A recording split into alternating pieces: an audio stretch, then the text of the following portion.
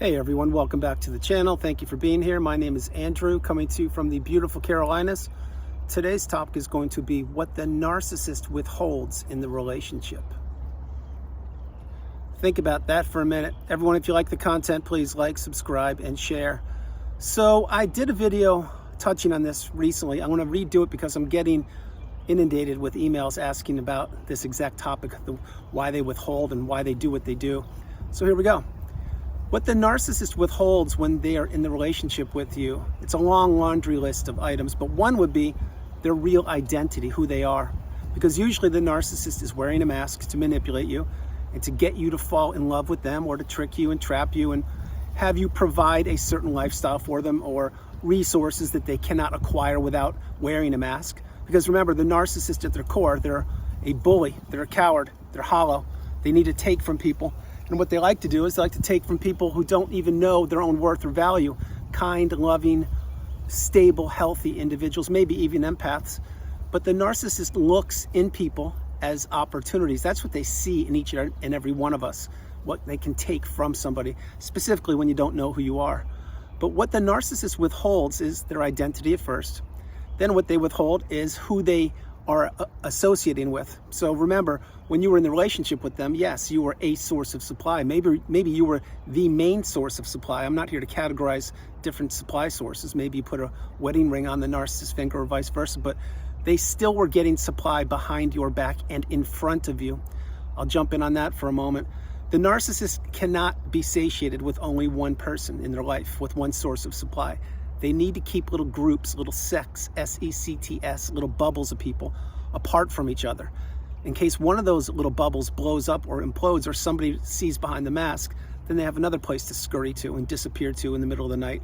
That is why they go from person to person, place to place, relationship to relationship, leaving a wake of destruction in their path, because they flat out don't care about people. What they care about is what people provide for them. And so they were withholding other relationships from you. Think about this. When the narcissist would be going to work or at work and they would come home late or they would leave really early in the morning. Now, why would they be doing that? Is it because they're so in love with their job? Probably not.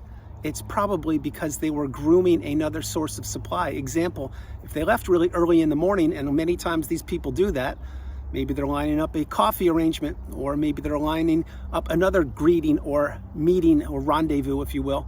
Same thing, flip it, after work or alleged work. The narcissist many times would stay late after work, claiming, oh, they've got a mountain of things to do and they're behind, and oh, someone just called and they're going to come in right now, and all these kind of things. And yeah, maybe that did happen. But then again, maybe it didn't. Maybe the narcissist was already getting jaded and bored with the relationship that you were in with them, because they already had you placed in that trance-like, zombie-like state, the narcissistic fog, and they had you running on autopilot, but you didn't know it back then. Perhaps you even fell in love with the narcissist. And remember, the narcissist cannot fall in love with you or anybody.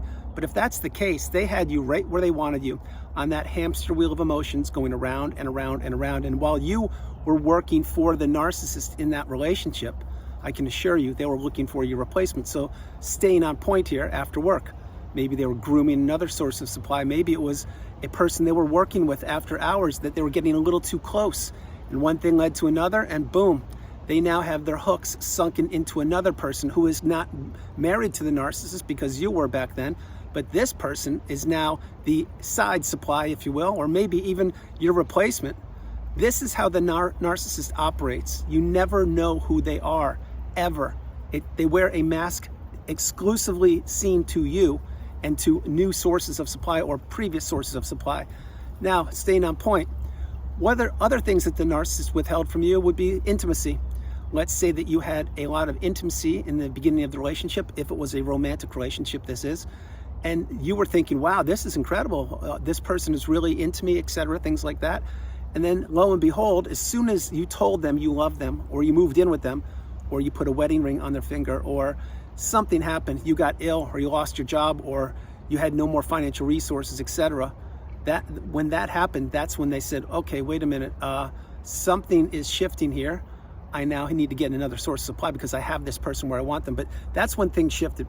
Let me clarify that. Once you put a wedding ring on their finger or told them that you love them, is what I meant to say, that's when they know that they have you. And when they know they have you, that's when they can do anything they want with you, because the narcissist cannot fall in love with you, but you could, and you probably did fall in love with them if it was a romantic relationship. So I cleared that up. Now, having said these things, the intimacy part, when the narcissist knows they have you, they don't have to be intimate with you, and they can use that as a weapon to get you in line to do what you want to do. So example, let's say you went away to the beach for a weekend. Okay, well, let's say hypothetically it was just the two of you, or you went somewhere, you went to a city, town, wherever, and you're expecting some intimacy because it's been a while and you're paid for a trip and you lined up all the shows and all these kind of things. Okay, well, you did it, and then maybe there was no intimacy. Well, the reason you did what you did, was it to be intimate? No, but that's part of being a human being, specifically if you're in love with somebody. And they probably may have withheld that from you or blown up that weekend because they could. And then again, you would be waiting a few days and then you would apologize for something you didn't do or didn't even know about. And then the narcissist had you again and they got what they wanted. I'm not going to focus on intimacy. I'm just saying they can weaponize that whenever they want to.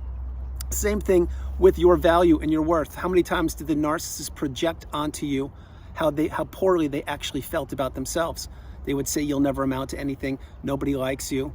You need help. Go see a therapist, etc. Well, what they were doing there is actually talking about themselves, but you didn't know it back then, so you believed them, and you were being devalued more and more and more. And as you were being devalued, you couldn't wrap your head around how the person who proclaimed that they loved you would be saying things like this to you. They would be saying things like that to you back then because they could, and they knew it was going to inflict some damage upon you. And back then, you didn't know that you were in a relationship with a narcissist, so you couldn't put two and two together because you were in the fog way too deep. And when you're in it deep, you don't even know where you are. You just know that you're trying to do your best to appease or please the narcissist.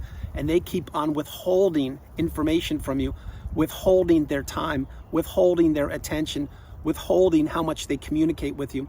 Let's talk about communication for a moment. In the beginning of the relationship, you most likely were texting all the cute emojis and puppies and rainbows and everything was going great. If the narcissist sent you a heart, you would send a heart, then the narcissist would send you 2 hearts, you would send 3, the narcissist would send you 5, you would send 15, etc. And then one day, what happened is you didn't get any hearts from the narcissist. Well, they were withholding this. Now, what did? You tried to initiate the communication, and so you would text them, maybe during work, and you would text them a couple hearts, maybe 3, 5, 10. And what would happen?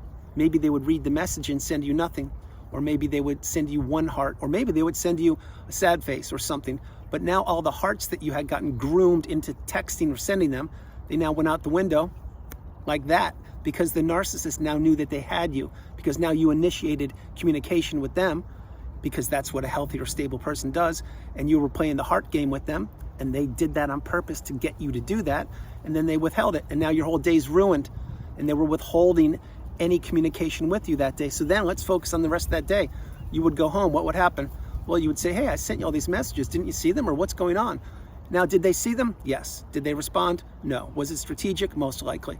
What were they doing during that period of time? I can't tell you, but what I can tell you is they were devaluing you and withholding fake affection, fake adoration, fake love, fake empathy, fake caring. They were withholding all of that. So then when that front door would open and you would see them, you would mention, hey, I sent these texts, what's going on? You didn't reply to me.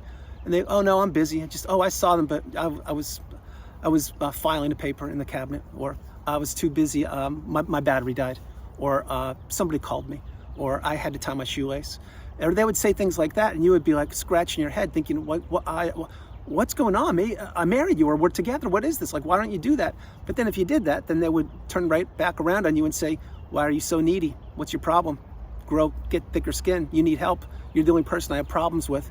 And when they did that again, that's what I was trying to share with you earlier in the video. That's when they would be devaluing you, and then you would be miffed. You would be stunned. You couldn't wrap your head around it. But then again, you were in the fog. You didn't know what you were up against. The narcissist knew exactly what they were doing to you. They were withholding all of the fakeness of the beginning of that relationship from you. Remember, in the beginning of the relationship, the narcissist usually moves at light or stealth speed. Number 2, they learn all about you as much as they possibly can quickly to see if you will be a good source of supply. And number 3, what they do is once they get you hooked on them and they know that you are attached to them and they cannot become attached to you, meaning the narcissist doesn't care. They want to place you in the trauma bond and they want you to become attached to them, but they cannot become attached to you. Now, once they do that, then they know they have you. Then that's when they begin to pull back and they slowly withdraw from you. They slowly withhold things that they were giving you in the past. and they want you coming to them now. And when you're drawn and everything flips, in other words, before you met the narcissist, you were a stable, healthy person, and you had never met anybody like the narcissist before. So any relationships that you were a part of, when they ended, they just ended. You didn't have to heal from them. But when you met the narcissist, your whole world was turned upside down. And you went from an average everyday existence, let's say, or maybe a great existence, whatever. But you now went on the roller coaster of emotions with the narcissist. They took you super high and they dropped you low. It's called the push-pull, the high-low. When they did that, they got you hooked on them. And when they got you hooked on them, you needed them. You needed to communicate with them. You needed to be around them. You needed to make them happy. You needed to do everything you possibly could because you put them way high up on a pedestal. You put them way before yourself. And then narcissists knew this because it wasn't just you they placed there. They have multiple people placed there at the same time. That's one of the reasons why they're on their smartphone so frequently, because they're getting other sources of supply or working on other sources of supply, i.e. your replacement, or when they need other people when you're not available. Now, there's a lot of things I'm unpacking here, but what I'm sharing with you is the narcissist withheld an awful lot from you when you were in that relationship. You just didn't know it, and you were in it so deep, and you were so blinded perhaps by love or by the idea of what you once thought was, which was the narcissist, who turned out to be an empty shell. When you're blinded like that, you don't see properly. That's all by design by the narcissist. Remember, when the narcissist ensnared you and they got you to fall in love with them, or they got you where they wanted you, placed in that trauma bond, they really had to do very little work to keep you there, because in the beginning of the relationship, that's when they did most of their work. And all they had to do was tell you some things and lead you down the rabbit hole of fake love, fake empathy, fake wedding, fake marriage, all these things. I'm not saying that your marriage or wedding wasn't real to you, but to them it was all nothing but a show, nothing but a way to put a ring on their finger to make it seem like they're stable or healthy to the outside. But what that was a license to abuse behind closed doors. But when they did all these things, they knew that they had you where they wanted you. Now, for your average human being to wrap their head around that, they can't fathom it, because your average human being hasn't gone through the cycle. And your average human being, my hope is, never will go through the cycle. And my hope is your average human being isn't a narcissist. Maybe they're not even an empath, who knows? But there is a huge difference between one end of the spectrum, meaning a narcissist or a toxic person, all the way to the empath. Now, I'll trump that. The educated empath is a whole different breed. That's exactly where you're headed, or you've already achieved the educated empath. What you are is a person who has a high level of empathy, and you've known it your whole life. You fell into the narcissistic relationship, you've healed, and now you're an educated empath. You don't just give your empathy away. I created a video titled The Educated Empath last year. Check it out. All these things I'm sharing with you, they encompass what the narcissist does and does not want to do. They do want to get you hooked on them. They do want you believing in the mask. They do want you staying around as long as your resources will hold out. They don't want you breaking the trauma bond. They don't want you blocking them, going no contact, and blocking all the fly monkeys and people, etc. They don't want you understanding your value and your worth, and they don't want you to find your purpose. So the narcissist, throughout the whole relationship, the way they looked at that relationship with you was nothing but a game of manipulation. It was turning the water hose on of abuse and turning it off, turning on the fake love bomb / euphoric stage for a couple days maybe, and turning it off. It was a whirlwind of emotions. You were in the deep end of destruction. You were in the cesspool of abuse. Now, all these things I'm sharing with you are to let you know, if you understand what I'm talking about, drop comments below, because your average person can't wrap their head around what I'm talking about because they didn't go through it. And many people did go through it, but they didn't find the needle in a haystack. They didn't understand that they were in a toxic relationship. They just thought it was their fault, or that the person that they were with was having a bad hour, day, week, month, year, decade life. That's not the case. The narcissist is a dark energy force, and it's all around the planet. You need to have boundaries, insulate and protect yourself, and you need to become the educated empath, and you need to learn to say no, the strongest one in the English language. Going back to what I'm mentioning on the thumbnail, what the narcissist withheld in the relationship, they withheld so many things. They withheld their past relationships with you. They probably told you that they were a victim of abuse or a victim of a poor relationship or relationships earlier. Maybe they were married multiple times and they blamed all of their spouses on the ending of the relationship. Well, those are all red flags. We know that now, but back then we didn't know it. Back then, when we were told that the narcissist's ex-spouses were the not so good people and they blew up the relationship, we believed it because we had no reason to not believe it. But we believed it hook, line, and sinker because we didn't know that narcissism was prevalent on the planet. And we thought that this person who turned out to be a narcissist had our best interest at heart, and they were kind and loving and stable and healthy like us because they wore a mask. That is not the case. They were withholding who they really were the whole time until you saw little cracks in the armor, little cracks in the mask. But again, when you're in love or you're deeply entrenched in these relationships, you look past things. You do not trust your instincts or intuition, and you ignore the red flags that you see. And then one day, the mask officially smashes on the ground and it drops. And with a thud, a crash, a bang, the relationship ends. And my hope is you weren't, but probably you were discarded. And when you were, you figured out rather quickly that the narcissist was withholding a whole lot from you. But you didn't figure it out that day. It took you time. But once you began to heal and process things, you understood that, wow, they really did withhold a lot. And I never even really knew this person. This person was nothing but a coward, and they were nothing but a bully, and there's nothing to them. They took the best of me and they left me with nothing. That's what they do. But other things the narcissist withholds from you is money. Many times they will be squirreling away money when you're in a relationship with them, and they will claim that they don't have money. Why are they doing that? Because the narcissist cares about money more than virtually anything. That is one of the number one things they care about, if not the number one thing. Also how they look to the general public, the appearance, the mask, in other words. But they were withholding the amount of money that they had at times, and they would financially abuse you. That's why many times the narcissist, think about this one. If this resonates with you, please drop comments below. If you were married to the narcissist, perhaps you still are, and you both had jobs, many times it was you who was paying for most of the relationship. I'm talking mortgage, tuition, items, grocery items, cars, all that kind of thing. Now, this isn't exclusive to everybody, but many times, there are times this happens. And then the narcissist would have their own job or a side hustle, whatever you want to call it, or both. And they would claim they don't have money, and they would have their own private bank account that you never had access to. Why do you think that was? Why do you think you were footing the bill the whole time? Why do you think the narcissist was claiming they didn't have money when you knew that they did? Because they were doing it right in front of you. They were telling you, no, I don't have money. You have to pay for it again this month, and you just let me get on my feet, etc. Or they would claim the business wasn't doing well. What they were doing was they were hiding money, squirreling away money for when your relationship ended. That is what they do. But they did it in plain sight, and you couldn't believe it or wrap your head around it because you were in the narcissistic fog.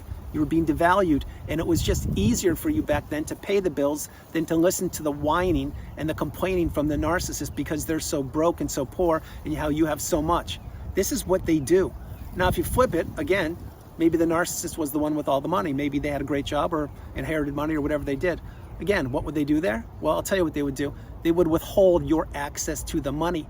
Maybe they would gift you things and then take them back, or gift you things and expect things in return, or not gift you things when you're expecting them, and then you're like, hey, what's going on? I mean, the arrangement was you have all the money and you're going to support me and allow me to do this, this, and this. But what they were doing there is they were withholding money because they were financially abusing you by not allowing you to live the lifestyle you wanted, when in fact they told you when you first entered the relationship that yes, they would provide for you. They would put a roof over your head, pay for your bills, and whatever else it would be. But that shifted. The narcissist withholds so much when you're in the relationship with them, but when you're in it, you can't see it. You weren't taught this in school. You couldn't wrap your head around the fact that somebody could tell you A, B, and C and not keep their word. More importantly, the fact that somebody could tell you A, B, and C, and that they could watch you and your life implode, or you not enjoy life, and they were getting comfort and they were getting pleasure out of watching your life not go the way you wanted it to, because they were controlling it and they were allowing you or not allowing you to do certain things. The narcissist loves your pain. They get pleasure from your pain, and the narcissist gets supply from your not achieving your goals and accomplishments. The narcissist is a shallow and hollow and empty vessel. I've said that 3 times, and it's on purpose. It's to let you know that once you've identified that you're in a narcissistic relationship, 1 minute being in there is 1 minute too long. You really need to go no contact, block these people. If you can't utilize gray rock, become dull and boring, get off the radar of the narcissist. Do not communicate with them. Don't let them know your whereabouts, what you're doing, or anything about you. These people will not change. They only deteriorate over time, and they're looking for a sounding board, a walking apology, an unpaid helper. They're looking for someone to verbally abuse, mentally abuse, at times physically abuse, financially abuse. They're looking for someone to place underneath their thumb so they can put the pressure of abuse on them. And at one period of time, that was you. I hope it's not you any longer. So understand what the narcissist was withholding from you in the relationship. There were so many things. Everything from their childhood, what really happened in their childhood, to the fake dramatic stories that they would tell you about all the things that you can't even fathom, because a Hollywood movie can't even write some of the things that they would tell you. This is all because the narcissist has an imagination, a huge imagination, and they twist the narrative in their mind and they create things that they actually believe that never happened. And these fantastic and sensational stories, they get more and more real as the narcissist ages because they believe them. And when they have other people believe them, then they become even more real to the narcissist. That's for a whole different video. Everyone, I hope you liked the video. I loved doing it from the beautiful Carolinas. This is Andrew. Namaste. Have a great afternoon, evening, or morning, no matter where you are on the planet. You are not alone. Remember that. You are not alone. God bless you all. I love you. And I will tell you, the narcissist was withholding so many things from you throughout that whole relationship. And they're withholding a lot from other people right now. Think about the smear campaign, what that was. If you were discarded, or even if you weren't and you endured the smear campaign, and I'm sure you did, they were withholding the truth because the narcissist knows what happened and you know what happened. The thing is, the narcissist had a louder voice, and they bought in, and they had the whole army of fly monkeys buying into the false narrative and the false rhetoric. You had nobody because you were believing that you were in a stable, loving, healthy relationship. That's the smear campaign. Think about it. They're withholding the truth. I love you all. God bless you, and I'll talk to you tomorrow. All right, bye, you guys. It is really nice weather.